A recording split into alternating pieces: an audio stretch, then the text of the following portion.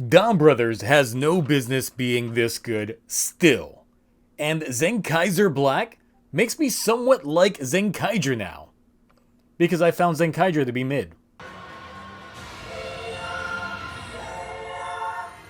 DonBrothers Episode 9 continues the Monster of the Week formula, but continues to buck series standards in what many may consider a slow burn, but for me, I consider it completely intriguing. The Monster of the Week this time is an old man projecting his younger self, who didn't have a great time playing when he was a kid, and is trying to recapture that youth as he, I guess, is in hospice care. This desire gave birth to his Hitotsuki, which happens to be a very playful monster. But lose his games and you disappear. Haruka is checking out the manga that she plagiarized, criticizing it to Black Kaito, though she's actually enjoying it. That's when Taro shows up looking like me after I get through a drunk Mario Kart stream. But in his case, he's actually completely worn out. This drainage hits hard as the DonBrothers are summoned to fight. And this is when Taro makes his most hilarious intro yet. We get old and tired out fanfare with a side of aggression on their part. The fight is a flop of a mess as well, with the most lackluster finisher. But it's cool to see that they remixed up the footage so we don't get that standard stock footage. That shows some effort. After the fight, Shinichi and Haruka seek answers from Jin regarding the matter, and it so happens that this happens to Taro every few years. He gets sick and useless. That's it. Now is my chance. That's what Shinichi thinks, as now it is time for him to defeat Taro. Though this selfish act gets completely called out by Queen Selfish herself. Jin gives them the cure to Taro's sickness, and looking at that list just made me sick. 250 grams of sugar? 250 grams of rice flour? That is carb hell for me. And with that, I'm out. When they arrive back, they discover that Black Kaito's cafe has a secret menu, and what they are looking for is already on that menu. Nothing left but to roll it up and force feed it over to Taro. Meanwhile, Sonoza is out on the streets making the laughing rounds, but runs into Psycho Tsuyoshi. Well, he seems tame currently, but I've got my eyes on you. Though Tsuyoshi tries to avoid him at first, he tries to satisfy his need to have a real laugh by tickling him. That's awkward. So then, Sonoza asks about crying. And I don't know how this actor did not bust out laughing with this display. All I know is I need a DonBrothers blooper reel stat, since I know that this has gotta be a thing. Weirded out, he leaves, but that's when Sononi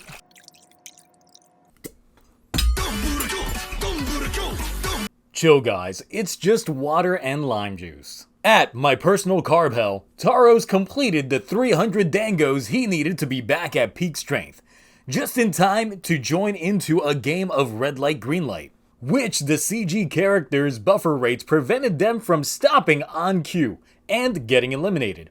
Haruka manages to save Taro and Shinichi, only for Taro to run out of steam already. One emergency exit and some Jinvice later, they find out that the flaw was the fact that they didn't use the proper wooden utensils to craft the Dangos.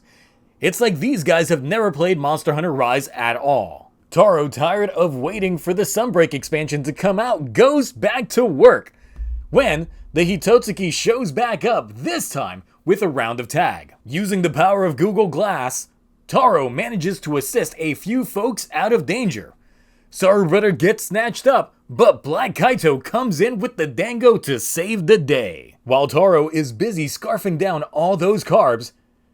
Can y'all tell that I hate carbs? Anyway, the Hitotsuki arrive only for Black Kaito to make his grand henshin debut as Black Zenkaizer, the most hype, toned down henshin yet.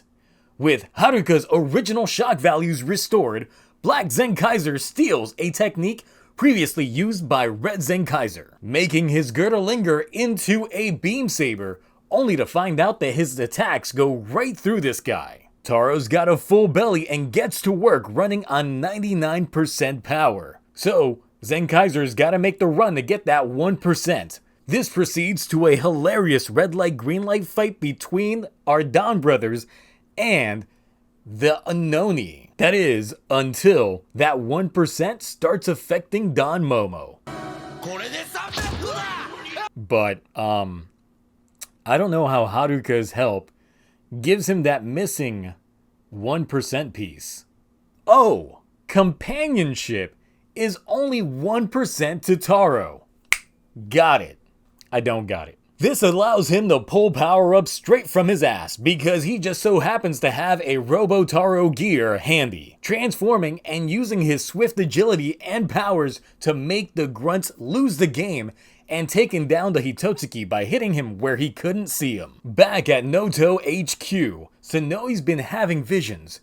We see a passenger bus heading off with the detective guy and former Hitotsuki from episode 5 enter a tunnel, only for none of them to make it out. We are introduced to the Juto, our next conflicting force. Before the rating, let's talk forms. So this episode we have the debut of the DonRobotaro. I know they did this in Zenkaizer, but this hits different for me. It's once again because it wasn't a large fight. DonRobotaro's debut starts and ends in the main field, which helps showcase off a lot of its agility that the suit can and does have. The design of DonMomo as a robotic shogun really helps the design and is one of my favorite designs, if not my favorite design of the show thus far. And given what we've seen toy-wise, in regards to this and the other upcoming mechs, my fucking money! I might have to buy my first Sentai mech ever, because there's actually something I like toy-wise that isn't a changer?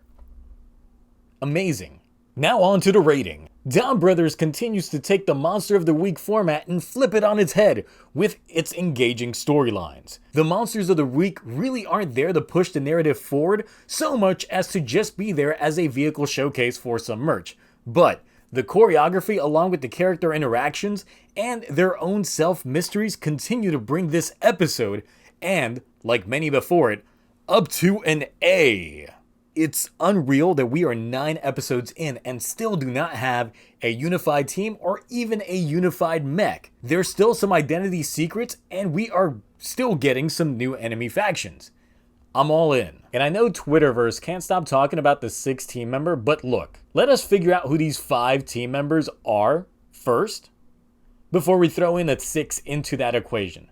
Having a 6 character introduced so early kind of kills the whole your new vibes aren't meshing with our team vibes dynamic that they used to have in Sentai.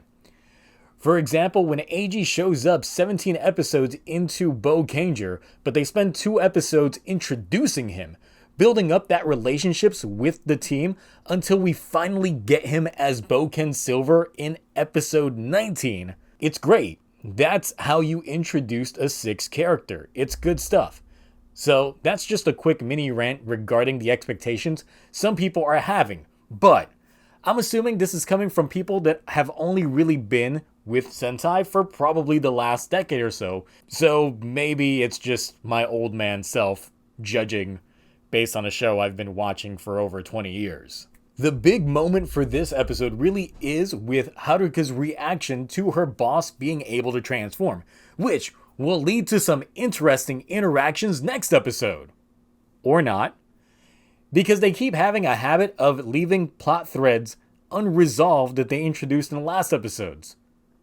So there's still that mystery. So what did you all think about the Robotaro debut? Zenkaizer Black's transformation in comparison to his original persona. Also, these Juto. What are they after and why do the Noto also fear them? Anyway, that's it for me. It was a great episode and I will catch you all next week. Until then, bye.